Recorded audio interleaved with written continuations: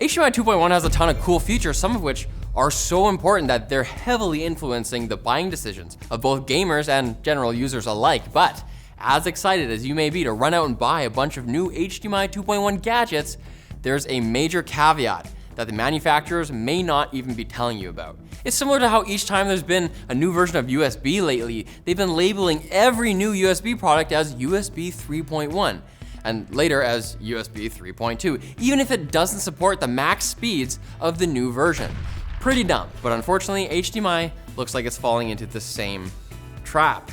The problem first came to light when a report uncovered a seemingly misleading list of features on a 240Hz monitor from Xiaomi. Although the spec sheet clearly stated it was HDMI 2.1 capable, it also clearly stated that the maximum resolution of the display was a mere 1080p, and the older HDMI 2.0 was already capable of 1080p at 240 frames per second. Of course, just because a device supports HDMI 2.1 obviously doesn't mean it's automatically 10K resolution. That's the highest resolution that HDMI 2.1 supports.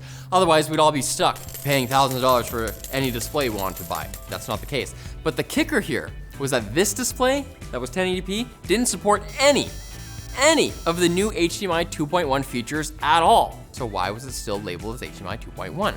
Was it just some kind of mistake? Or is Xiaomi trying to mess with us?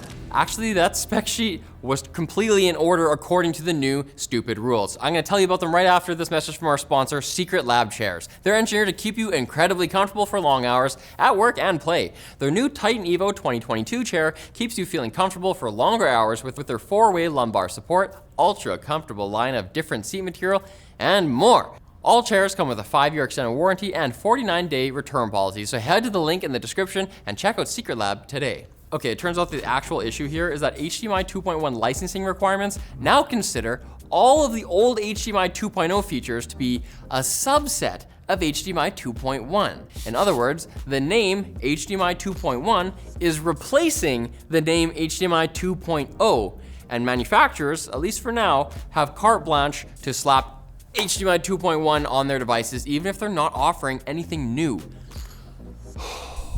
What was the point of the 2 and what?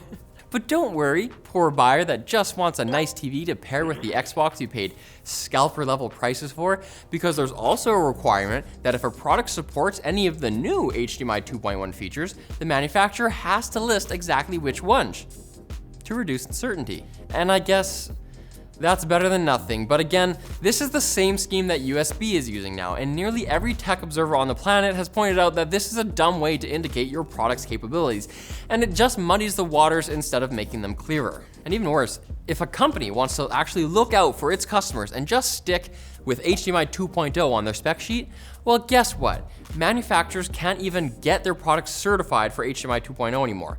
It has to be under the HDMI 2.1 banner now. Of course, while this might be a surprising bit of news, it shouldn't be positively jaw-dropping. The folks behind the HDMI standard include a lot of hardware manufacturers who obviously want their products to sell well, and HDMI 2.1 sounds sexier than HDMI 2.0, especially to those who know about the new features but may not know about the shenanigans going on with the new naming scheme. Maybe one day the industry will relent on this terrible anti-consumer idea, but in the meantime, read that spec sheet carefully before plunking down tons of money on a shiny new TV or monitor, especially if it says HDMI 2.1 on the box you just found next to the Black Friday bargain bin.